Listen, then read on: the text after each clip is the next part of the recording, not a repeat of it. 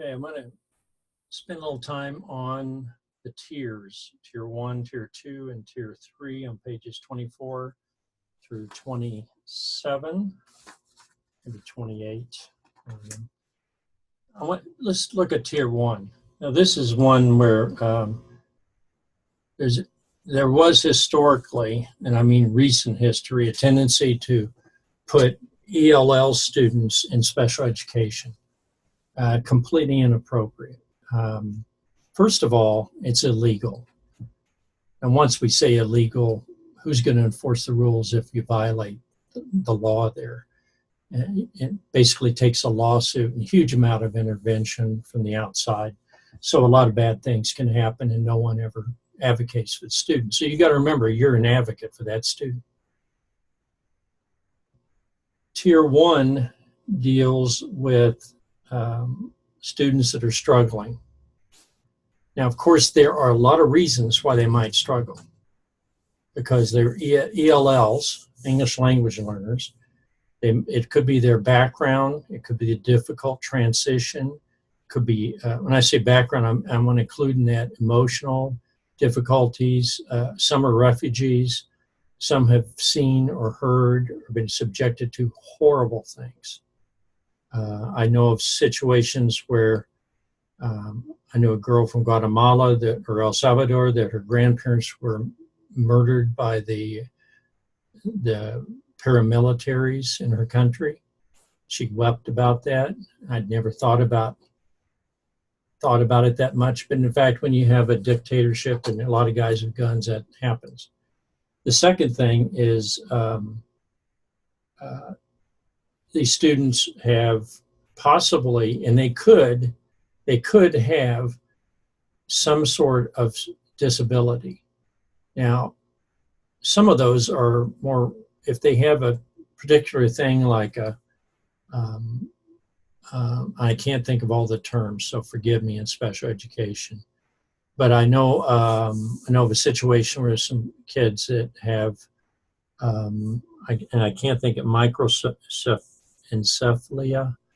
They have very small heads, and that was a developmental, issue. It's kind of like the Zika virus that people are worried about right now, Zika virus. Those students, you could see that. I mean, it wasn't, you could tell they would have trouble learning to walk and things, more physical disability. And we do know Down syndrome, and other, I'm not a SPED person, but there's some things that can be determined more easily. Others may need to be determined by a special education person who is able to administer a test or equivalent in the student's native language. And that's where it's tough. I always tell my students, if you speak Spanish, become a SPED teacher, because if you want to be, if you love working with SPED kids, because you can't imagine how valuable you'll be. Of course, a lot of refugees, if you're from East Africa, Somalia, or some of those languages, a Swahili speaker is a specialist in SPED is incredibly rare. But in larger cities, you're going to have more options for testing. I'm not a SPED person, so I'm not going to traverse that area very much. But that there is, they make the argument in here that maybe 15% of people have some form of disability. And we're also talking, I'm trying to think, being on the spectrum, autism, somewhere on that spectrum. That is something that you've got to be aware is a possibility, but make sure it's done and diagnosed the correct way so that you can adjust your teaching to that student. That doesn't diminish your obligation to the student at all. It just means helping them, finding out if there's anything they need. I got to tell you a story. Years ago, when I was first here at Lex, or in Kearney, I got a call from this little school in eastern Nebraska, and they called and they said, well, we've got 5 ESL students, they call them, and they all speak Spanish. We tested them, and we had to put them all in special education. what are the odds? You know, all 5 are in SPED. And I said, that can't be. You need to test them in Spanish. And of course, at that time, I don't think they even had any options there. Not within the community. They might be able to go to the ESU 10, you know, the Educational Service Unit, which we have in Nebraska, which are very useful. But there are people in the state that have expertise, and you need to go for that. Okay. They give the example of Agnesa. That's an unusual name. Agnesa, I would call her, the Russian girl. And they talk about that there are certain behaviors that you're looking at, and that maybe she has some difficulties in her communication skills. And like I said, this could be psychological. It could be something to do with the background of the student. So you have to work with parents, their caregivers, their adoptive parents, whoever it is, emotional support. You do this for all the students. It's just that they emphasize it here because the student is much more fragile in terms of learning and adjusting how they're treated in school. I haven't mentioned bullying, but that's very important. Students are just as subject to being bullied. It doesn't matter what their language background is. And they sometimes can be bullies depending on, you know, so you have to watch behavior on all sides. Okay, so that's, and so they basically treat it in Tier 1. It's not a SPED situation where you have to write an IEP, but in fact, you should have an IEP for that student in ESL. Look for what they need and then develop a plan, and who would be involved. Well, obviously the parents have to be, but also the teachers that'll be working with that student have to attend the meeting. They have as a team, hopefully you'll prepare for that. You want to watch out for one thing. You don't want to hear people saying, those are not my students, they're your students. They're our students. And so that's always a code word for, hey, I don't give a damn about those students, as they're your students. So if they misbehave or if they are out in the hallway and lost, then it's up to you to help them. I'm not going to touch them unless I'm forced to, but when they're sent to my room, then I'll put up with them. That person doesn't need to be teaching. Okay, I'm going to continue this in just a moment.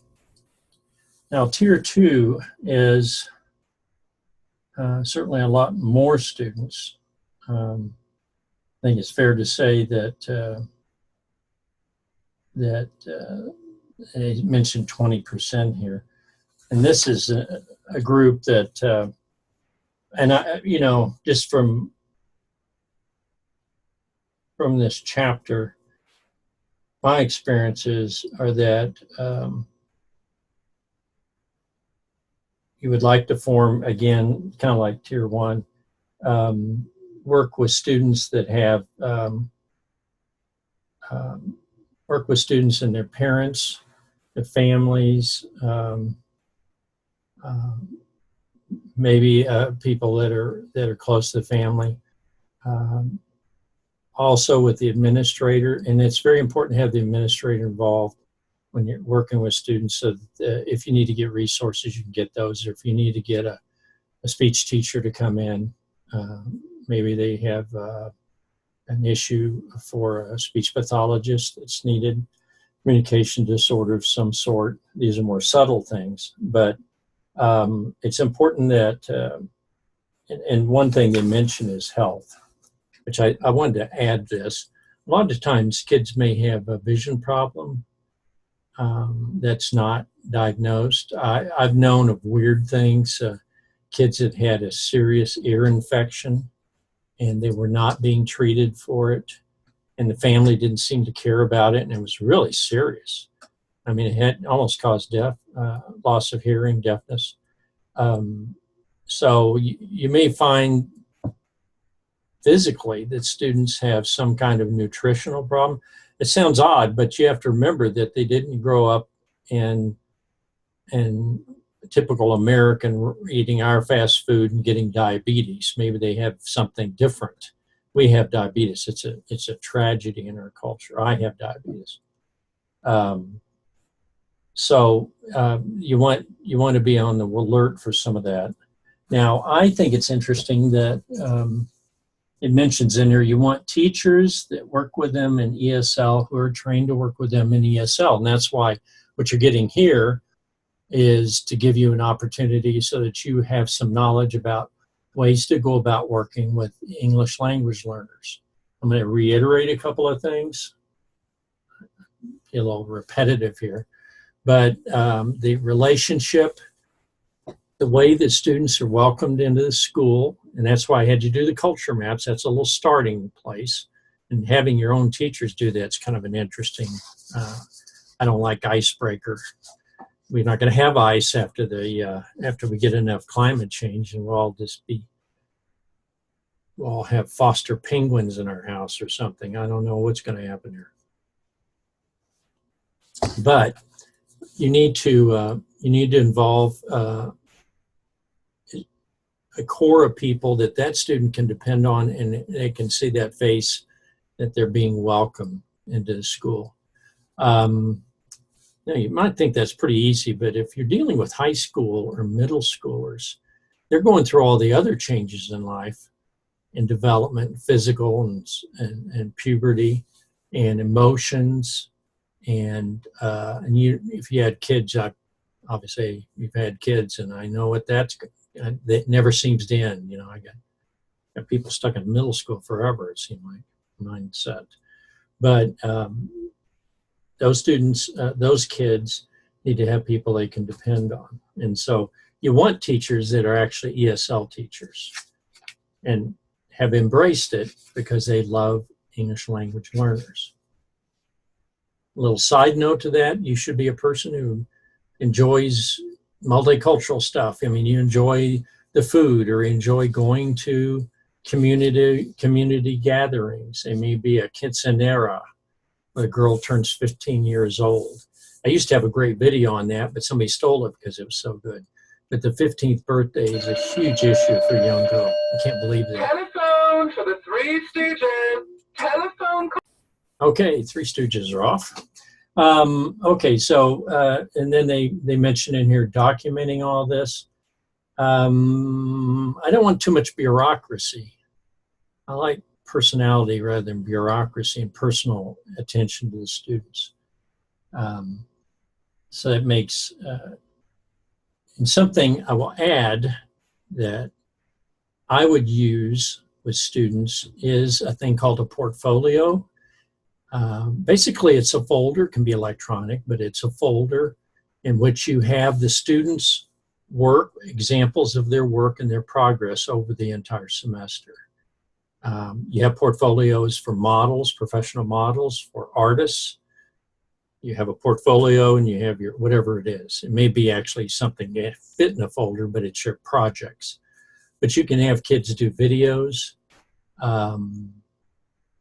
interactive things, they're fun. And you keep a record of this, and then when you have conferences with the parents in particular, you show them and have the student talk about what they've learned. Here's what I've learned this semester. Now, this stuff is not favored by people that want to do high stakes testing. There's no such thing as high stakes portfolios, but actually portfolios that developmentally show the progress of the student. So I think that's something you should keep in mind. When I read all this, and I know you're going to keep notes and stuff when you do these interventions, but I like really tangible things that you can show other people and the students can be proud of, because pride, a genuine pride of accomplishment, is huge in terms of building the students' ego and giving them strength, so that then this will sustain them much longer. It's a form of character education, okay? And I like tangible things. I don't like to say he was a very good boy.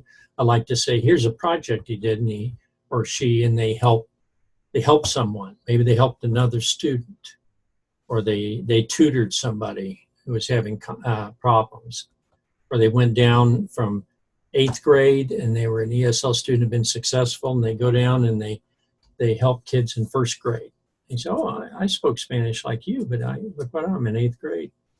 And they talk to them in English and Spanish. You know, you've got to be very flexible and look for all kinds of connections, because that's how we are as a human species. We're social creatures. Okay. All right. And finally, in tier 3, I think they labeled this a little weird. I think on their page they labeled it in reverse, but well, maybe not. Some of it sounded a little odd. It confused me at first. Maybe it's the other edition. Tier 3 is when you get what students have great difficulty. That's where you may have, you want to be aware of it, but this is where you may have special education issues or behavior issues. I mentioned psychological issues too, because I've known students who have witnessed the murder of close family members. And I mentioned that a while ago, but I remember the guy told me that he's out of school now. He lives in Grand Island. His brother was told to make soup for another group. This was in Africa, and they told him, you make soup in service. And he said, I can't, it's for my family, and he wouldn't do it. And they murdered him on the spot, shot him in the head. And you saw that. And another one had a man take a rifle butt and knock his teeth out. He has to have false teeth because his teeth were beaten.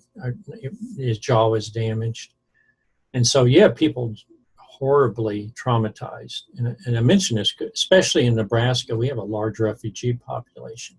One of my students last semester had a large refugee population in, outside of Stone Mountain, Georgia. And she told me a lot of stories, very interesting about, and there were no Spanish speakers. It was, I know one group was Southeast Asian, and things happened that you can't imagine. You can't imagine the trauma, even surviving it, even wanting to survive it. So when you deal with ESL, you're not just looking for maybe there's a SPED issue, or maybe they have a small learning difficulty. They may have behavior issues. They may have deep trauma. And we know we deal with students all the time that have terrible abuse issues, but this could also be a part of it.